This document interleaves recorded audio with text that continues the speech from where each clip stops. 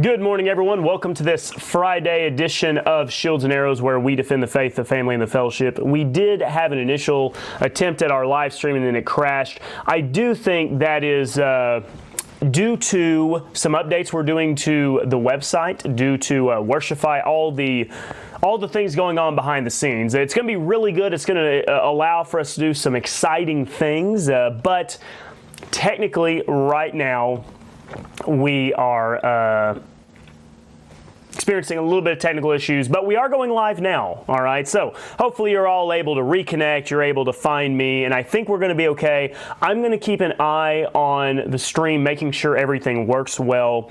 So I appreciate all of your patience. As I was saying, it's been nice to be back on the old routine, the old schedule for these past few days, being able to go live at 9:30. And be with all of you. Now, one thing that I wanted to discuss today, and we're going to get to it, is we're going to look at the different gubernatorial candidates, or at least the ones that I know of really that have some name recognition. There's always a few other people who are running. But we're going to look at the websites and just kind of do an overall look. Now, you'll know I'm a big fan of Jake Merrick, who's running for governor, but I'm really going to try to offer you an impartial look at the candidates and the things that I'm looking for as a voter in Oklahoma. Now, you may say, I'm not in Oklahoma.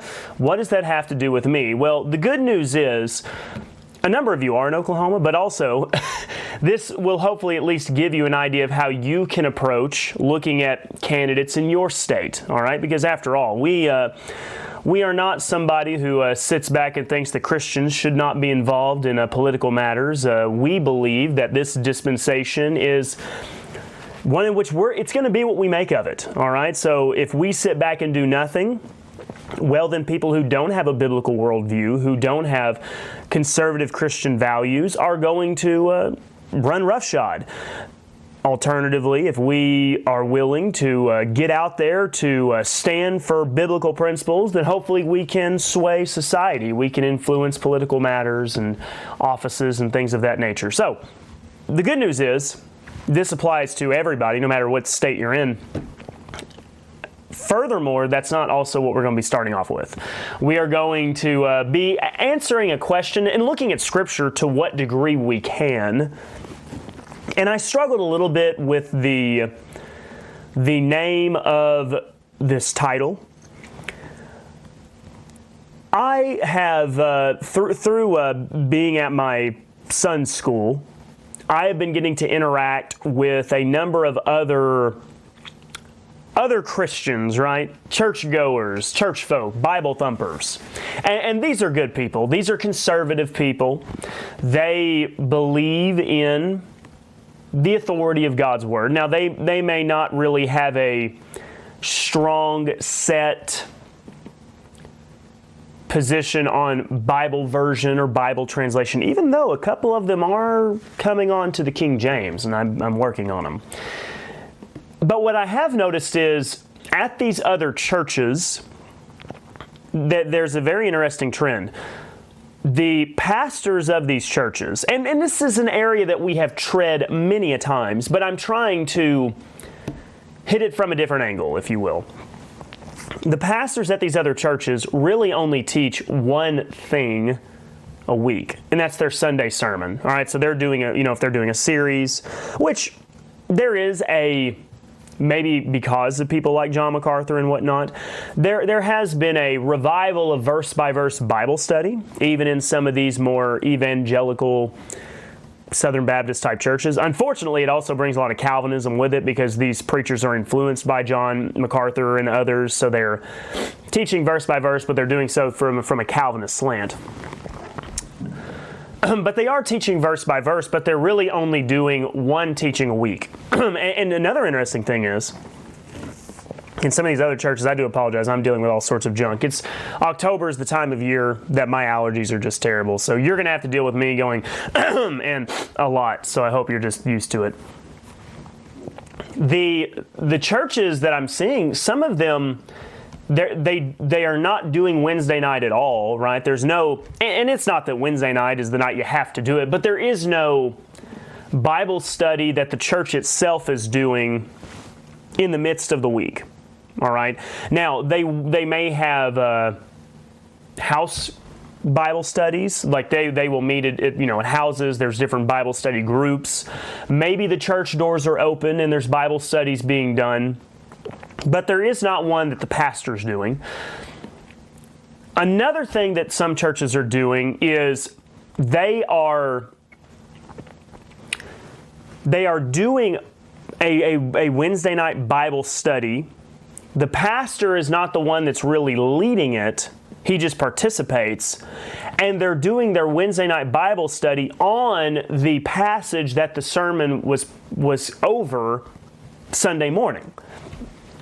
So the pastor will preach on, let's say, like what I did, Hosea chapter 4, verses 7 through 12. Hosea chapter 4, verses 7 through 12. The preacher preaches through it on Sunday morning, and then the church meets again on Wednesday night, and somebody else leads the Bible study discussion over those same verses. And that's it. They don't even have Sunday school. Now, some churches do. I'm obviously speaking about one church in this scenario, another church in a different scenario. One of the things when I tell people what I do at my church, I do almost get a sense of how can you even teach that much? How can you have quality Bible study covering so many things? Their mindset, and I really am trying to approach this from a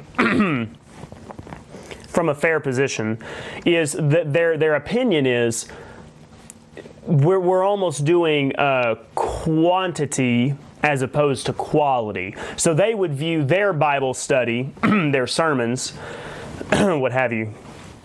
I've learned from the best. I've heard Dr. White just power through it, so I'm just going to do it. I see he's with us this morning, so I'm trying to do my best impersonation.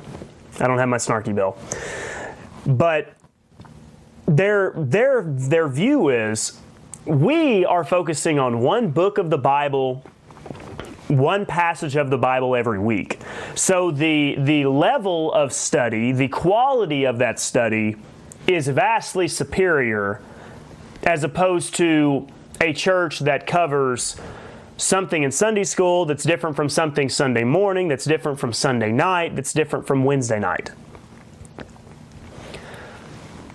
Obviously, I don't think that's the case because I do that. I teach something different for Sunday school, Sunday morning, Wednesday night, and then Sunday night as well. And by the way, I will note, let me venture off, because a part of this show is also just keeping you up to date with what to expect from the ministry.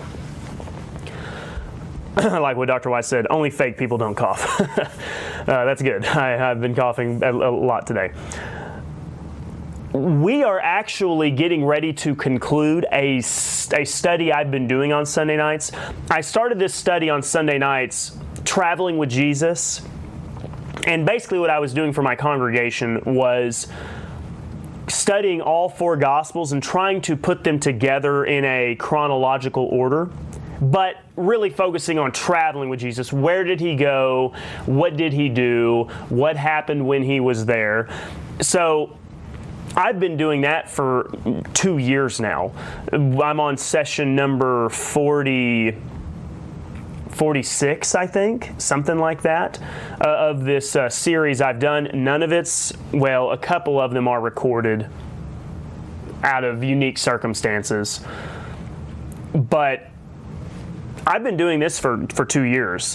One reason why I did it is because my congregation, when I first came, they weren't rightly dividing, and I had to introduce them to it. So before they hit the panic button and thought to themselves,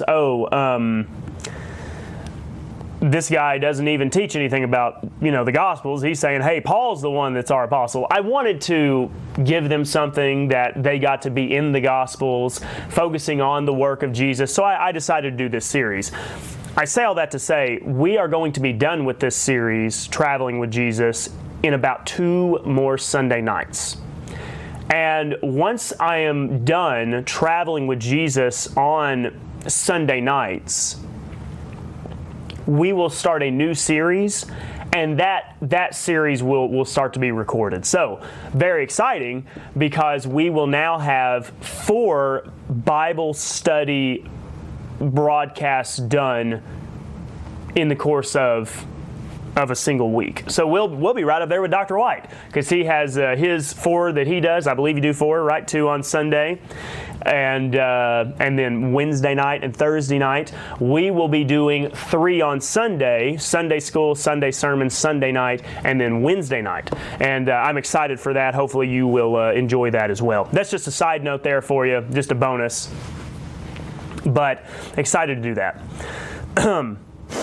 Now, thank you for joining us, Dr. White. He's got to head and get ready to do his own broadcast, Ask the Theologian. Now, obviously, I'm over here in this camp that says, no, you can do and should do a lot more Bible study than just a single passage a week. And that is what I mean when I'm talking about how much Bible study is too much. I don't mean studying for 30 minutes versus an hour. What I mean is, hey, I'm going to be Sunday school. We're going to be studying, we're going to look at a guide to the Greek scriptures. I feel bad. I haven't been keeping up with Dr. White's Sunday school series that he's been doing. Let me just go over there and look and see what he's doing right now for his Sunday school class, because I want to point it out, because he's another example of a pastor that engages and does these things. And so if we go over to his, I'm pretty sure, and some of you may know what he's doing. He's doing 30 Prophets of the Bible. I think that's his Sunday school one. Or either Back to Jerusalem, Rebuilding Faith. He's doing a study on Ezra and Nehemiah. And I know Wednesday or Thursday nights is Living Torah. Wednesday nights is 1 Thessalonians. So my point is, here's his studies that he's doing right now. Living Torah, that's Thursday night. 30 Prophets of the Bible, that's either Sunday school or the Sunday sermon. Ezra, Nehemiah, Sunday school or Sunday sermon. And then you've got his 1 Thessalonians. That's his current Wednesday night study. But my point is, here we are over here in this camp. No, you can do it. You can teach on one book Sunday morning. You can teach on another book Wednesday night. You could do a topical study, kind of like what we're doing, a guide to the Greek scriptures, which is almost turning into a verse by verse. I've got to be careful. But we're doing this topical study here, and then we're doing this verse by verse study here. It can be done. Why is it that this is the question I'm posing and wanting to ask? Why is it that this group over here that says, no, you cannot possibly cover all these different things in a single week? You must focus on just a small portion, a few verses, to become proficient, to be truly analytical. You need to focus on just this. All right, don't get out over your skis trying to juggle all these different studies. I am going to propose to you a very interesting thing. This is not a hard and fast rule, but when I prep for verse by verse, what I have come to find, There are times when I will find a verse that does require a great amount of reflection. If you, for example, early on in Hosea, there was a verse that referenced Jezreel. Well, now I've got to go back and do some investigation on the history behind Jezreel and what happened at Jezreel. Where was Jezreel? What is that speaking to? As well as connecting some dots, like we did, I believe rightly so, between Hosea and this spirit of whoredom and the strong delusion that Paul foretells of to come in the last days. So we're trying to piece all that together. There are times when you've got to really stop and spend a lot of time dwelling on a particular verse, what have you. What I found, though, prep time for me largely determines how many verses I get through. Okay? If I am given 2 days to prep for a sermon, then I'm going to be able to cover a lot more verses than what I would have if I was only given, a day, or even, let's say, 3 hours to prep a sermon. Sometimes it happens. I've got kids, many of you know, right? But the point is, when you're doing verse-by-verse Bible study, and here is the key, you are taking it literally, you're taking it plain for what it says. If I go to, for example, I'm going to be covering Hosea chapter 4 I'm going to start in verse 13. They sacrifice upon the tops of mountains and burn incense upon the hills, under oaks and poplars and elms, because the shadow thereof is good. Therefore your daughters shall commit whoredom, and your spouses shall commit adultery. I'm going to have to take some time, absolutely, to contemplate, to look at some other references. Do we have other references in the Bible of sacrifices on top of mountains? Certainly, you probably think of Baal and things of that nature. How does that tie in? Does that speak to things going on in Hosea's day, which I think we would all say, of course it does. But is there also a sentiment or a foreshadowing of what's to come in the last days? But as a literalist, as a plain sense reading Bible teacher, my sermon prep, while not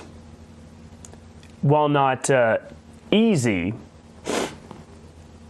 is straightforward, right? Something can be straightforward, but not necessarily easy, okay? For example, anybody who's ever been to the gym. Do I got Ken with me here? I know Ken likes to go to the gym sometimes. Maybe some of you others go to the gym.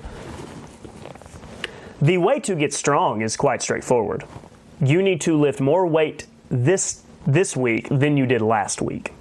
Very simple. Add 5 pounds, right? I don't know, whatever you did to your bench or your squat, just put 5 more pounds on there than what you did last week. That's very straightforward. Simple process. But is it easy, right? I mean, it takes a lot of effort. So the process of doing a verse-by-verse Bible study, there's kind of a straightforward process. I have to look at what's said, and then I have my process. I've got to, first of all, analyze the text just in and of itself right there, right? I need to do sentence diagramming. Who is the subject at hand? What pronouns are present? What verbs are used? What is being communicated in the plain reading? And then I need to start seeing how does that fit into the whole context of the passage, what was said before, maybe what comes after to help get a little bit more understanding. Now I need to start doing cross-references. Where do I see this term used previously? Does this fit in somewhere else? Is this referenced somewhere else? I mean, it's a pattern, right? It's a system. And that's kind of what Dr. White was talking about in systematic theology. You have a systematic approach to interpreting the Bible, how you approach it. And sometimes it'll take me in some other areas, and I've got to go to Jeremiah. Or, I've got to go even to the Gospels. Look at what Jesus said and how this ties back in. So it takes us all sorts of different directions, and Ken is jumping the gun. Ken, yes, you're taking the words right out of my mouth. So for me to do a verse-by-verse Bible study, there's a system that I do. I'm always questioning, hey, is there something I could have gotten wrong here? Is there a better way to approach it? But there's the method, right? There's a method, there's a process. Ken makes the statement here, and this is why churches over here feel like they have to spend a whole week on a single passage.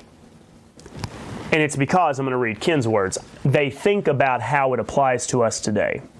I've talked about this before. It is exhausting. I can remember the days of I was a young man, 23, 24 years old, preaching. And honestly, I started preaching, not pastoring. I started preaching when I was 19. Now, I don't think I had any business preaching when I was 19. I didn't know anything about anything, and I said a lot of things that were incorrect.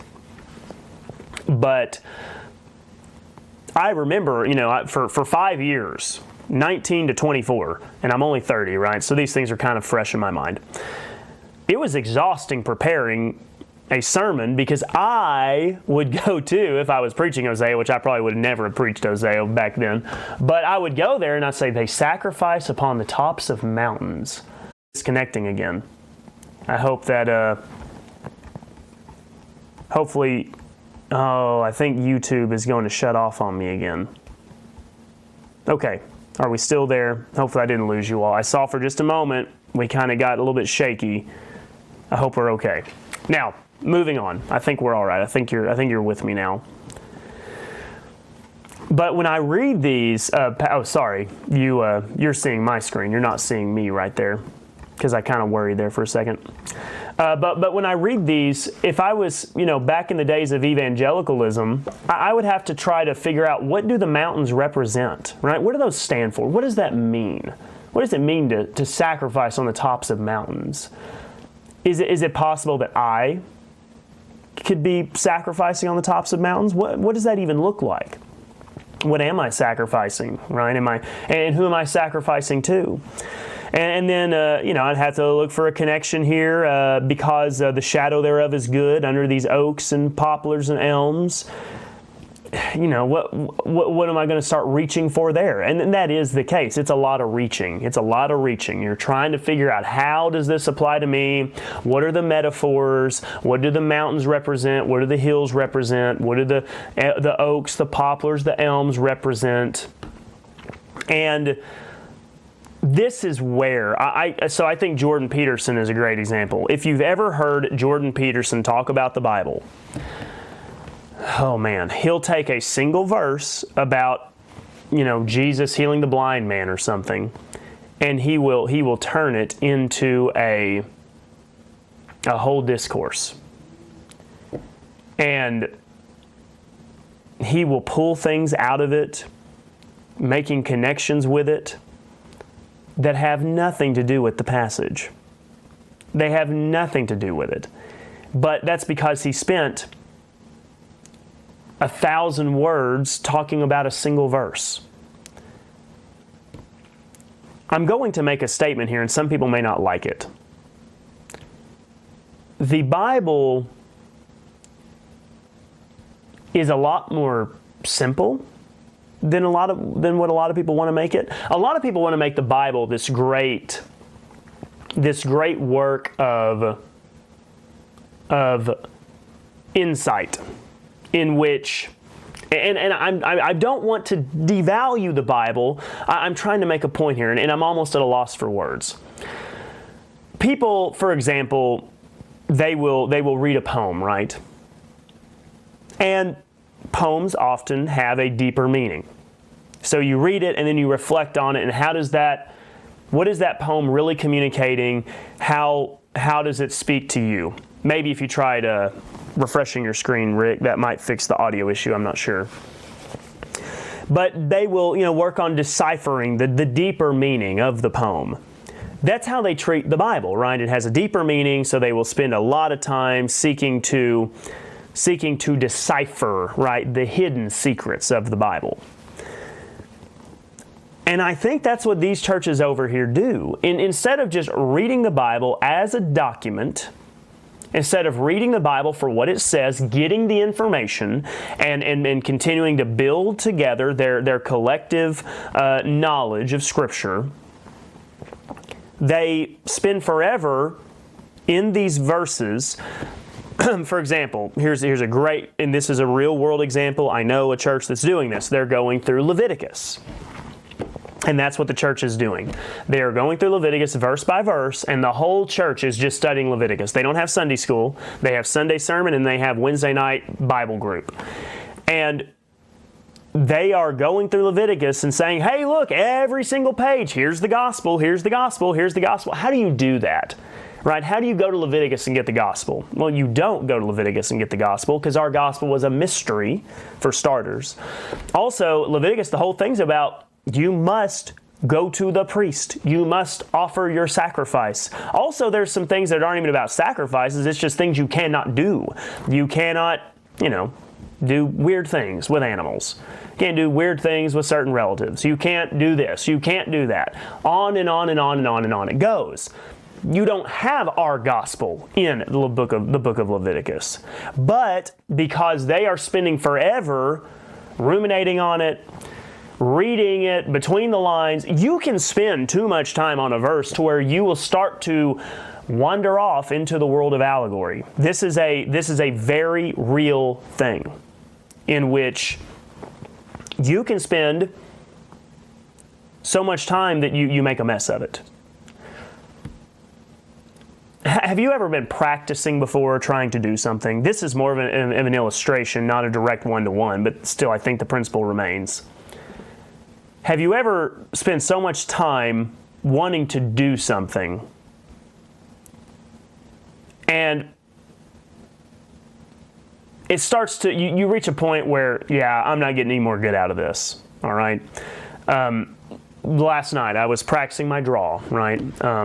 I shoot competition, pistol matches. I was working on my draw. And after a while, I started getting sloppy. My mind wasn't focused. My eyes were feeling tired. I wasn't getting any more good done. Why keep going?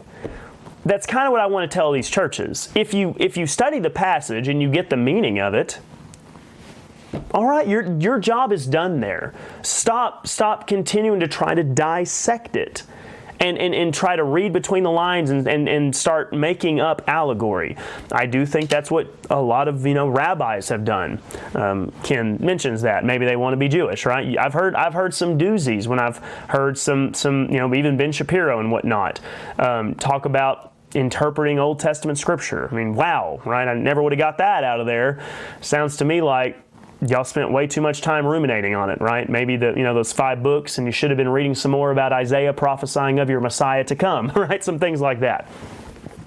So I really do believe that we can come over here, and it's a lot, certainly. We cover a lot. It's a lot of prep, right? I mean, my days spent prepping, are quite a bit. And my church has plenty to chew on. But we're covering so much ground. We will cover something in the Greek scriptures, something in the Hebrew scriptures. We'll touch on, whether it's prophecy or eschatology. I mean, we're hitting on stuff like this every single week. And we're able to do it because we're letting the text speak for itself. So I can get a good understanding of Genesis chapter 20. 21 when studying Abraham. And then I can turn right around on Sunday morning and we can get a pretty good understanding of Hosea. We're not trying to tackle the whole chapter. That would be too much. Sometimes chapters are short. But we can get it done. And then we can turn around on Sunday for Sunday school and we can have a guide to the Greek scriptures. Because we're not spending forever trying to turn every single passage into a devotional to us. Because then you're making stuff up, and making stuff up is kind of hard, right? I mean, you get good at it eventually, but still. So, I really don't think that what we're doing is too much. I think that, once again, I'm going to use my famous line. I hope that if I never get famous for anything else, it's this quote. Christianity, modern Christianity, mainstream Christianity, whatever term you want to use for it, they are missing the forest for artificial trees. They will read a verse, and then they will start allegorizing, trying to apply it to them, making it all about us. And they will spend forever looking at their fake Christmas tree that they built and admiring it. Wow, that's a beautiful Christmas tree. And meanwhile, the entire forest of God's actual revelation and true biblical information is right over here, and they're too busy gazing at their Christmas tree that they put up. Not even a real tree. So I don't think we're doing too much Bible study. I think that if you are really interested in studying the Bible, you can do 4 Bible studies a week. And you know what? You can do 4 Bible studies a week, and sometimes you even throw in a Bible conference in there every now and then. Speaking of which, stay tuned. We're going to have exciting announcements coming up on the Bible conference and getting you information as far as the timing and when to be there and everything else. Okay. Let's see. I'm going to read a couple comments here on theology before I switch over into politics. We got Tim with us. Tim, glad you're addressing this. We came out of a church for only one message Sunday was given. Not a lot of detail to teaching the people. I don't know how you shepherd doing it so little. Yeah, I agree. Yeah. Let's see here. David's with us today. Great to see you today. The church I pastor does something incredible and so basic. Very small church. On Sunday evening, we read the scriptures together and discuss them. Such a novel idea. I love it. Yeah, just simply reading the scriptures and then discussing it. Yeah, that's good. That's the foundation, that you're starting with the scriptures. You also add there, they have read through the Bible twice together on Sunday nights. Such a blessing, and we all teach each other and let the Scripture be the focus. I think this is what it's all about. Yeah, I agree. Instead of a bunch of sermons where we are just trying to take everything and make it about us, just focusing on learning what the Bible says, gaining Bible knowledge is very, very important. Now, Paul, I will say I don't know what you mean there. Maybe I'm overlooking something, but you said Johnny 5 needs more input. And I don't know what Johnny 5 means. John chapter 5? Is that what you mean? I don't know, have I talked about John chapter 5? Or maybe you're not even talking about John chapter 5. I have no idea. But I'm sure that you know, and maybe others know, but I do not know at this moment. All right, so let's see here. What I want to do now, Paul says the movie Short Circuit, watch it. Okay, fine, I'll make a note. I've got a long list of things that I need to do. Short Circuit. There you go. I've got it. I've got the note made for me to watch it. An old 80s movie. I like old 80s movies. So let's go ahead and move on and get into some politics here. So we have a number of people running for governor in Oklahoma. Like I said, this is, while it is Oklahoma, it is relevant for you as well. I do think so. Just to see, hey, here's some basic ways to approach how do we consider, investigate, analyze our candidates for our state. We've got to stop spending so much time focused on the national politics, guys. The federal government is never going to be the answer, okay? We've got to get back to small government. So with that being said, I think the first thing you need to ask yourself when you're looking for candidates is, what am I looking for? What are your values? The biggest things, I'm looking at small government, state sovereignty, okay? I think that's the key right now. I am tired of states being at each other's throats. I'm tired of us worrying about what goes on in California. Now, granted, you probably should be worried about what goes on in California right now because the way our federal government is so large, they're going to try to, do to us what California's doing. That's just how all this works. So we've got to get back to state sovereignty and small government. Okay, I want a governor that stands for that. He's going to be openly speaking about it. He's going to stand against the federal government to as much power as he has. He'll be encouraging our elected representatives to do the same. So that is key. Small government, state sovereignty. That is very likely going to eliminate a number of candidates already because they may pay lip service to that. But here's the reality. The Republican Party is not a party of small government. Not really. They say they are, but in practice they're not. Okay? Not when they're still passing the big spending bills. Not when they're not doing anything about the overreach of the federal government. And I don't fault, I am very generous towards President Trump. I don't fault Trump because he inherited a federal government that is way too big and powerful, okay? He didn't invent the system. He's just playing the system's rules. So that's the question. Now, there's other serious issues facing Oklahoma. Deregulation for businesses is very good. I would love to see Oklahoma be the freest state for businesses to operate. That way there is nothing holding Oklahoma businesses back. DHS reform, there's so much corruption, so many people being mistreated, adults, children, it's horrible. We need somebody who is up front about DHS reform. China buying up land, that's another major issue here in Oklahoma that's going on. China's still being able to buy land through back doors, giving money to individuals and whatnot. We know what's going on. We got to stop it. Education's another important matter. We need to find somebody who's going to give power back to the local school boards. Right, that's the key. Local school boards, let the school boards govern themselves. And of course, illegals, working to do the best that the state of Oklahoma can to address illegals in the state. So these are all important issues. So what I will do, the best thing to do, I would say, not that you, okay, so now y'all are all referencing your movies together.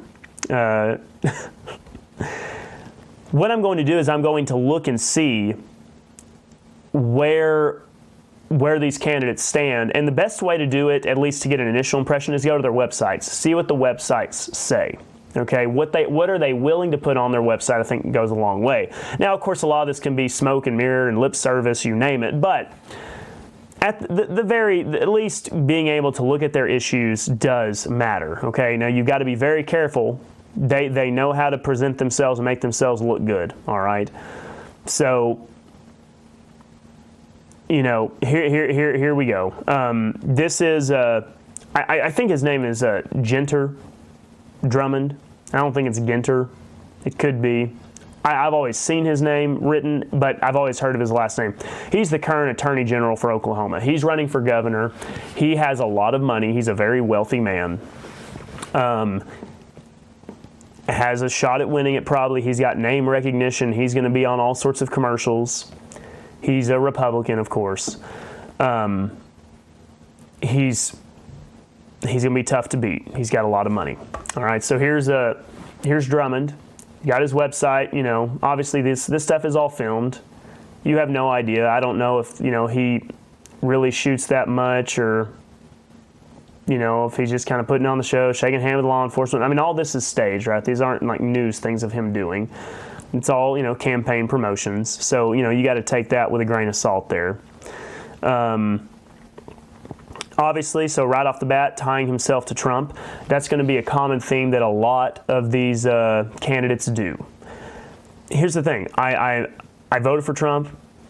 I'm still someone, I haven't jumped off the Trump train. I think that as far as what the executive branch is now, Trump is doing a good job. Obviously, I can complain about stuff. We all can. But overall, I think the economy's good. I think that he is doing things on the border. I know there's some that think he can do a whole lot more. I'll remind you, judges get in the way a lot of what he can do. And so they're tying themselves to Trump, but we'll see what he has to say. All right. So as governor, Genter Drummond will stand strong with President Trump. So already, once again, I'm not. This is big government. He's talking about federal things, and once again, he's trying to appeal to voters.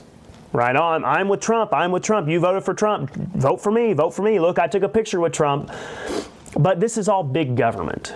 Okay, now I don't know him personally, and he's obviously welcomed onto the show. I don't think he has time to talk to me. But, and I'm trying to be fair, but my point is, and I'm not even talking about Drummond so much as just in general. This is just a pattern of what you're going to see from politicians. I'm not a fan of it. He's tying himself to the federal government here, standing with Trump. So secure our borders.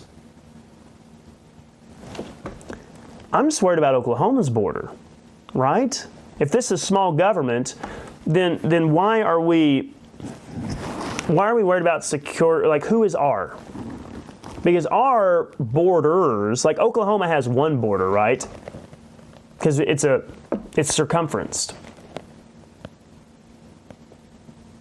So there's just the Oklahoma border. Now there can be the Oklahoma border between Oklahoma and Texas. Maybe if you're meaning that, like, hey, multiple borders, there's a border between Oklahoma and Texas, Oklahoma, Missouri, Oklahoma and Arkansas, and Canton. Oklahoma borders a lot of states. Maybe. Deport illegal immigrants. Yeah, I mean, you can work with the federal government to do that. But that's just general stuff for all states. Stop the flow of drugs and crime. Yeah, sure. I mean, that's good. It's good. I mean, I'm not saying these are bad things. But protect Oklahoma families. I mean, these are just all kind of one big statement here. He's basically making it all about the border there. I don't see a whole lot that's about unique to Oklahoma. So here's what I'm going to do. I'm going to go to his page. So let's go to issues and see what he has to say there. All right.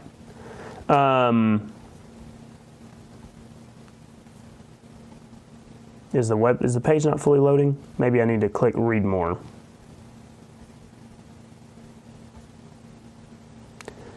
So he's got school agenda under issues. Surely he's got more than that though, right? Am I looking at this wrong? He's got education. And that's all he has on his issues page. Which, I mean, fine, we get it. Yes, Oklahoma education is important, and that by a number of metrics, Oklahoma is not one of the top states. Once again, you have to wonder how does some of this testing, how do you grade it? I mean, some of that's kind of challenging, but let's see.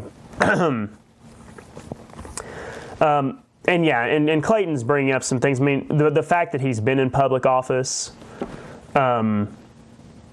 you can look at his record, and there are some things that are on his record that's happened even recently.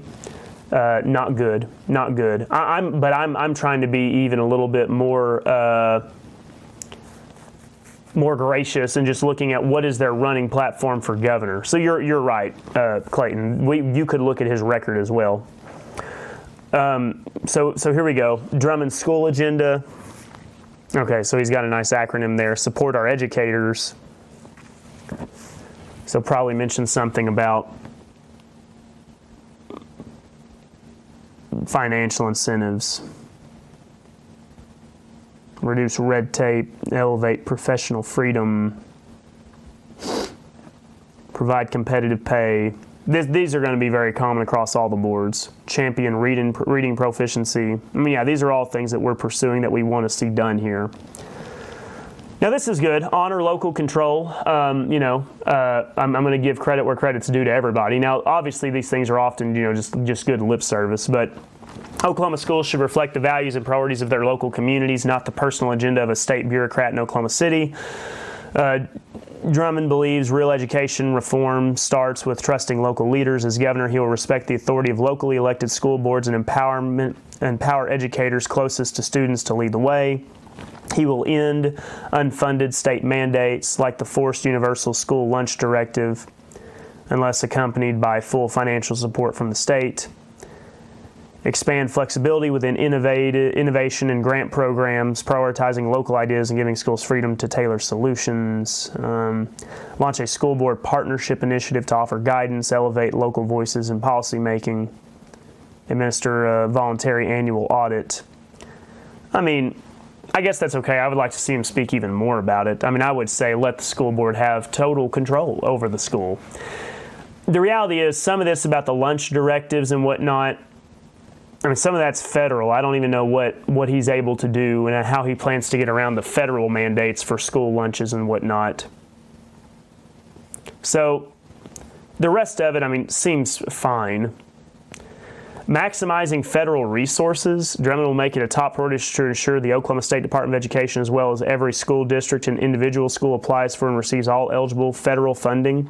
That's big government. And here's the challenge. And right now, Oklahoma schools and many schools rely on federal funding. They just do. But is there not any plans to build towards something better? Because here's the thing. The reason why so many public schools don't have freedom is because they are relying on federal money, and federal money comes with with strings attached. So I don't know. I'm not very impressed with what I'm seeing so far. It's not total school board sovereignty.